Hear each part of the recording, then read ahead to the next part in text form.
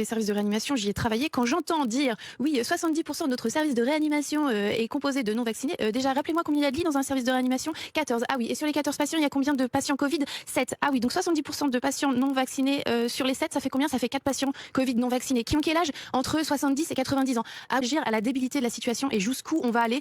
Parce que je pense qu'on n'a pas réellement ouvert le débat et on entend des médecins de conflit d'intérêt sur les plateaux et qui viennent nous faire le sermon des non-vaccinés et de nous montrer du doigt alors qu'on est à peine 6 millions en France et encore 6 millions avec des personnes quand même qu'on comptabilise, qui ont déjà reçu 2 doses et qui refusent la 3e dose. Il y en a qui c'est qu'on n'entende pas suffisamment les gens qui se posent des questions et qui se disent tout ça c'est injuste et pourquoi est-ce que moi je suis dans cette situation à me poser cette question et que autour de moi j'entends des personnes sur les plateaux télé et tout dire que de toute façon c'est la faute des non-vaccinés. Mais études donc, commencent à sortir à la fois anglaises et sud-africaines qui montrent que ce fameux variant Omicron est beaucoup moins pathogène, beaucoup moins agressif que le Delta, puisqu'il diminue d'environ 80 à 85% les risques d'hospitalisation. Donc ça compte que le vaccin ne marche pas du tout, puisqu'on est quand même à 90% de vaccinés en France. Et bien sûr, ces 94 000 cas sont pour la plupart des gens vaccinés. On connaît tous maintenant autour de nous, sont retrouvés positifs alors qu'ils étaient entièrement vaccinés, 3e dose. Le vaccin ne marche pas, c'est important. Vous venez vraiment de dire ça, alors qu'on a quand même des études qui... Je m'explique. Expliquez-vous un peu plus, parce que je pense que c'est important de dire aujourd'hui qu'on est quand même dans cette campagne de vaccination, de 3e dose. On pousse les gens à aller justement vers cette vaccination qui est la seule arme. Et là, vous nous dites, le vaccin ne marche pas. Alors, s'il vous plaît, développez le sens de votre pensée. Marche pas du tout, vous voyez bien, pour empêcher la transmission. On savait déjà qu'il n'empêchait pas vraiment la transmission du variant Delta de vaccinés à non vaccinés, mais avec le variant Omicron, il fonctionne encore moins bien pour empêcher cette transmission, d'où cet énorme nombre de cas dont vous parlez. Mais on voit aussi, notamment en Israël, on sait, c'est également des études scientifiques, je vous parle en tant que scientifique, je ne suis pas là pour malheureusement rassurer ou affoler les populations. Eh bien, cette 3e dose dure encore moins longtemps que les précédentes. On sait maintenant qu'au bout de 3 mois, ce gain qui passe de 30% d'efficacité à 80% redescend à 30% après 3 mois de la 3e dose. Donc il va falloir trouver une autre solution parce que je ne pense pas qu'on va pouvoir vacciner 66 millions de Français tous les 3 mois. J'ai calculé, ça fait 700 000 vaccinations par jour. C'est impossible. Donc on a un problème et je pense qu'il va falloir effectivement accepter de faire circuler un peu plus ce virus chez les populations qui ne sont pas du tout à risque. Et qu'actuellement, avec le variant Omicron, ce n'est plus une arme. Tout le monde se rend compte. Regardez, à Israël, on commence à penser à une 4e dose. Malheureusement, cette notion de 3e dose que l'on veut forcer, c'est un petit peu illusoire. Voilà. Mais d'abord, je pense qu'il faut distinguer la recherche et la science. La science, c'est des connaissances constituées qui ont été le résultat d'une évolution dans l'histoire des idées qui a fait que les connaissances sont établies. Et la recherche, c'est répondre à des questions dont on ne connaît pas la réponse. Ce qui fait que la science, elle a une sorte d'ambivalence puisqu'elle a affaire avec la vérité qu'elle prétend découvrir et en même temps avec le doute. Pendant la crise du Covid, on a vu en certaines situations qu'on demandait à la science de se ranger sous la coupe de l'opinion. On demande aux Français, est-ce que tel médicament est efficace ou non ? À un moment où aucune enquête épidémiologique n'avait conclu. Autrement dit, personne ne connaissait la réponse à cette question.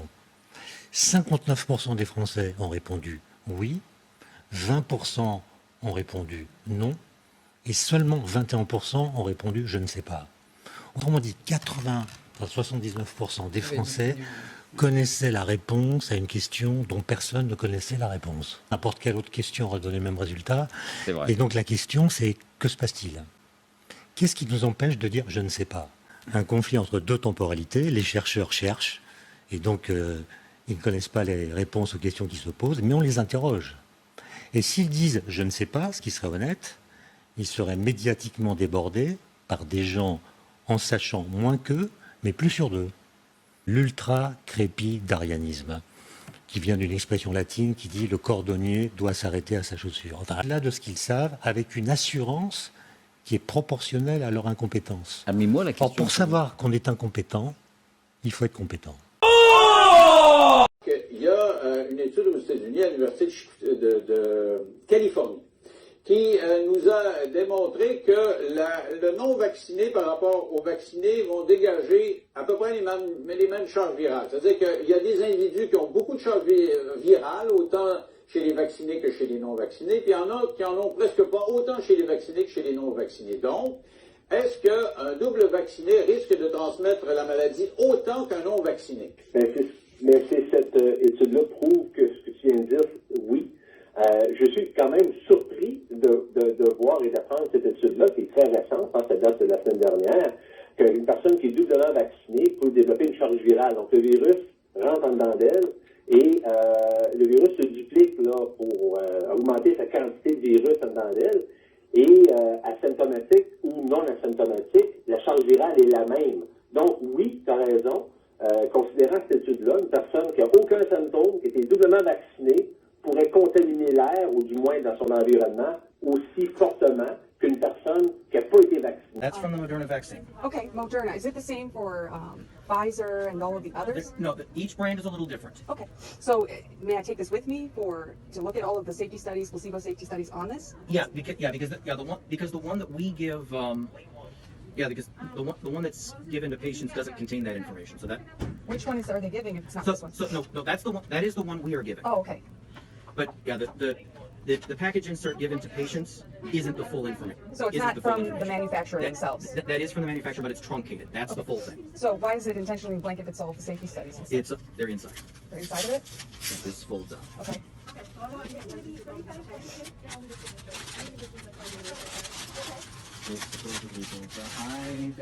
I've got to get online and find it. No, it's okay. It's okay. I already know that it's intentionally blank. My last question is, how is it informed consent when all of the safety studies, placebo safety studies, are not listed from the manufacturer?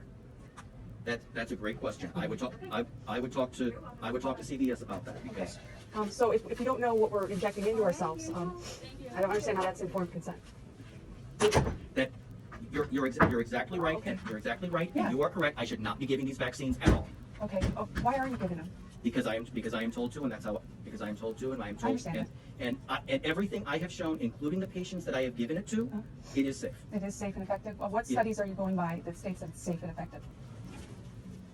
I know these are tough questions, but I have to ask. I know, and I'm sorry that But you can't answer. So I understand that. I unfortunately cannot answer that, Okay. and I feel it. And right now I'm feeling.